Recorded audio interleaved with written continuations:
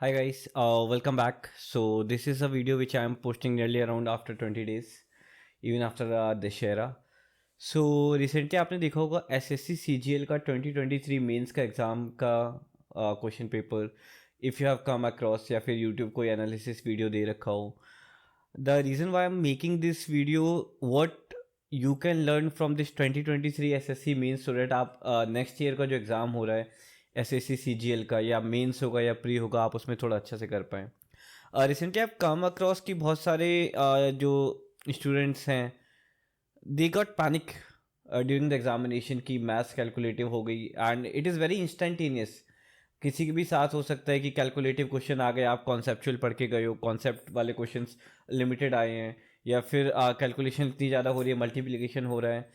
And for every topic that you are preparing right now what I suggest कि आप concept के साथ साथ थोड़ा कैलकुलेशन प्रैक्टिस करके जाओ, right? Because SSC is a game of calculation कि आप कितना अच्छे से कैलकुलेट कर पाते हो उस पेपर में ड्यूरिंग द एग्जाम आवर.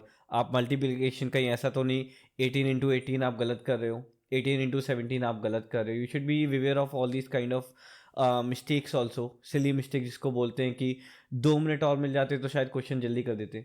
क्योंकि अगर आपका कैलकुलेशन अच्छा है तो अपना अल्टीमेटली टाइम सेव कर पाते हो. So now coming to the point कि जैसे मैथ्स का पेपर हुआ, 30 क्वेश्चंस फॉर देयर. सो जब पेपर मैंने भी सॉल्व किया, लाइक यूट्यूब पे भी मैंने एनालिसिस देखा, एंड तो उसमें कुछ क्वेश्चंस ऐसे थे जो वाकई में लेंदी थे, कुछ कैलकुलेटिव क्वेश्चन थे, बट उन क्वेश्चंस का जो अगर आप नंबर देखोगे वो 3 से 4 थे, right? So overall if you talk about कि पेपर कैसा था, इफ जैसे मैं हूँ तो मैं वो 26 क्वेश्चन पे ज़्यादा फोकस करूँगा जो इजी टू मॉडरेट हैं, like those are not tough question. So because those 26 questions are going to fetch me a good score, right? If you will say कि अगर आप 26 क्वेश्चन सही करके आ रहे हो तो 78 मार्क्स आपके ऑलरेडी आ रहे हैं, राइट? 4 क्वेश्चन अगर आप 12 नंबर के नहीं भी कर रहे हो, इट्स ओके. किसने बोला है 90 में 90 मार्क्स लाने के लिए, राइट? अगर आपने बहुत ज़्यादा मैथ्स को दिया है टाइम तो ठीक है, आप सोच सकते हो कि 90 में 90 लाने हैं, बट आई थिंक हमेशा पहले एक सेफ साइड का स्कोर करना होता है, जहाँ पे पेपर करने का तरीका रहता है कि पहले आप उन क्वेश्चंस को पिकअप कर लें जो आपको लग रहा है आप बहुत जल्दी कर सकते हो, फिर आप इजी टू मॉडरेट कर दें. एंड ये वेरी इंस्टेंटेनियस होता है कि आपको एग्जाम में ये सोचना पड़ता है कि कौन सा क्वेश्चन मेरे को नहीं करना या कौन सा क्वेश्चन मेरे को छोड़ना है. दिस इज द इंटेलिजेंस, वो आपको प्रैक्टिस करने से ही आएगा. क्योंकि अभी आप जितना प्रैक्टिस करोगे, like in the next 4 to 5 months 7 months till the next mains is happening, तो आपको खुद ही लगेगा कि नहीं यार, मेरे स्ट्रेंथ किस टॉपिक में, मेरा वीकनेस किस टॉपिक में, राइट?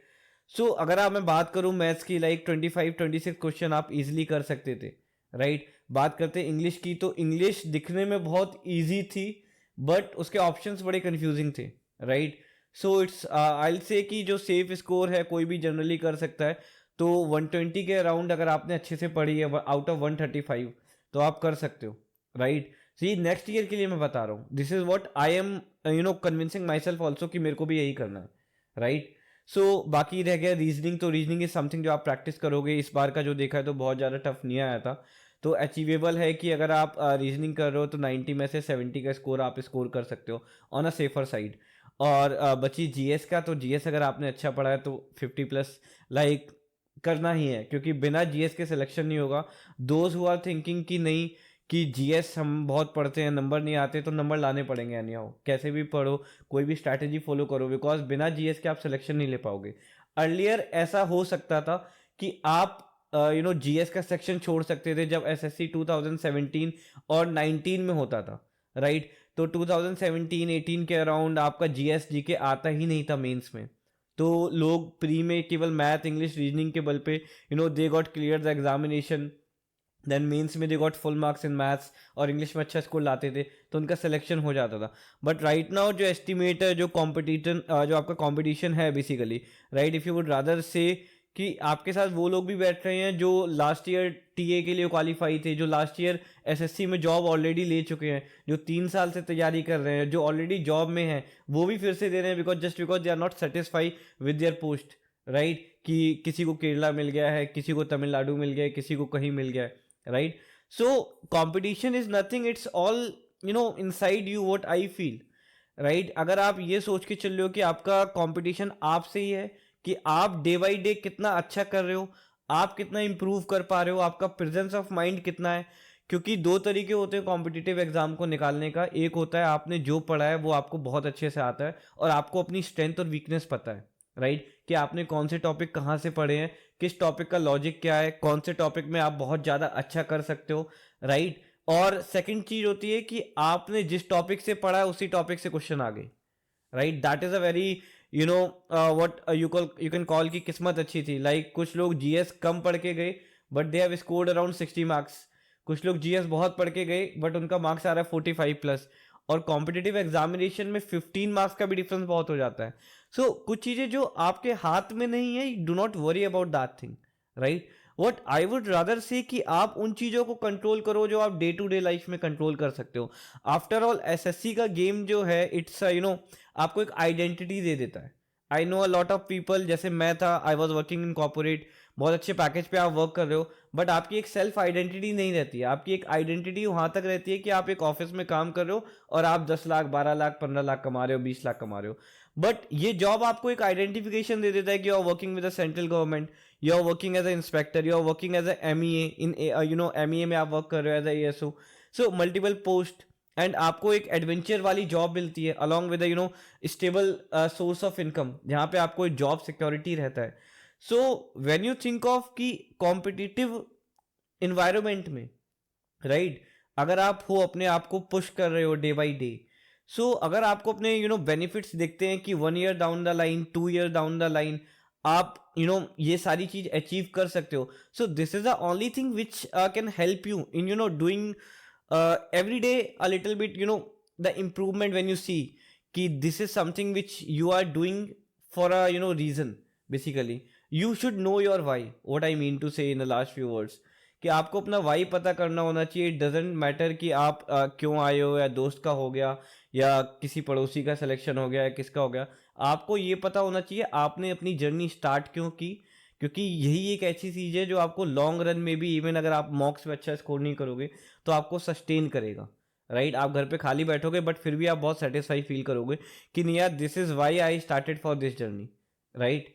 क्योंकि जब आप एक जॉब में आ जाते हो तो 10-12 लाख का आपका एसएससी का अगर आप देखोगे तो 12 से 15 लाख का आपका पैकेज होता है, राइट।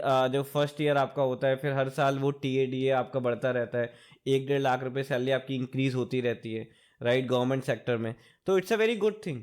और अगर आप ये सोच रहे हो कि नहीं, अगर आप 25 हो, लाइक फॉर यंगर जनरेशन, या 22 इफ समबडी इज, और उनको लगता है कि कि बहुत एज है, बहुत अटेम्प्ट है, सो do not think in that way. Like जैसे मैं पैसे कमाता था तो मेरे लिए एक महीना मेरा इक्विवेलेंट है 80-90,000 के, कि अगर मैं एक महीना खाली बैठ रहा हूँ तो मेरा 90,000 का नुकसान हो रहा है। But simultaneously I see this as an opportunity कि मैं जब गवर्नमेंट में जा रहा हूँ तो वो पैसा मेरे को मिल रहा है, क्योंकि अगर मैं एक अटेम्प्ट और वेस्ट करके एसएससी में जाऊँगा तो वो मेरा जो नुकसान होगा वो डबल होगा, राइट। आप आई थिंक आप रिलेट कर पा रहे होगे कि अगर आप 2 साल घर पे बैठ पा रहे हो तो जो काम, अगर सपोज करो आज जो लोग इस साल सिलेक्शन ले लेते तो वो अगली साल के लिए प्रिपेयर नहीं करते, they start earning, right.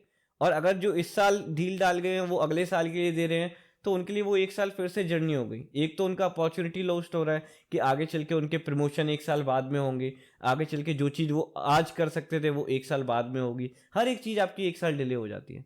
So I think this examination we all should be very serious about if you are giving, right, कि एनालिसिस से सीखो, मॉक टेस्ट से सीखो। So I have told you about summary of the this video कि आपने maths के question देखे, English के क्वेश्चन देखे, जीके के क्वेश्चन देखे, रीजनिंग के क्वेश्चन देखे।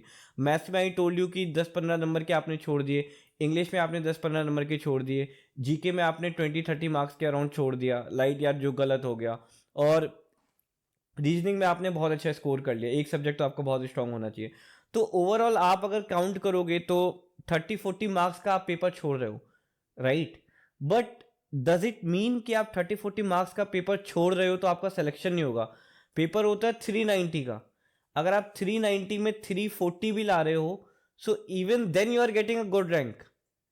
Point of saying this thing कि आपको एक अच्छे से समझ में आ रहा है कि आपका 390 में अगर आप 340 भी लेके आ रहे हो और हार्ड क्वेश्चन नहीं भी करके आ रहे हो, even then you are getting the selection, so do not go for the tough question कि मेरे को हर क्वेश्चन को सॉल्व करना है. आप इजी करो, आप मॉडरेट करो, लेकिन जो करो उसको सही करो. That is what it means, right?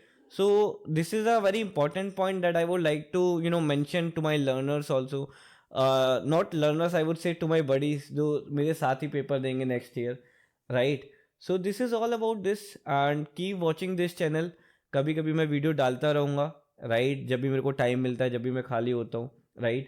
And second thing is that कि आप अपना वाई जरूर ढूंढो कि आप अगर इस जर्नी में हो, आप अगर इस रेस में आए हो, तो आप क्यों आए हो, right? That's all for today, and do like this channel and keep subscribe, and you can recommend to your friend also. Thank you.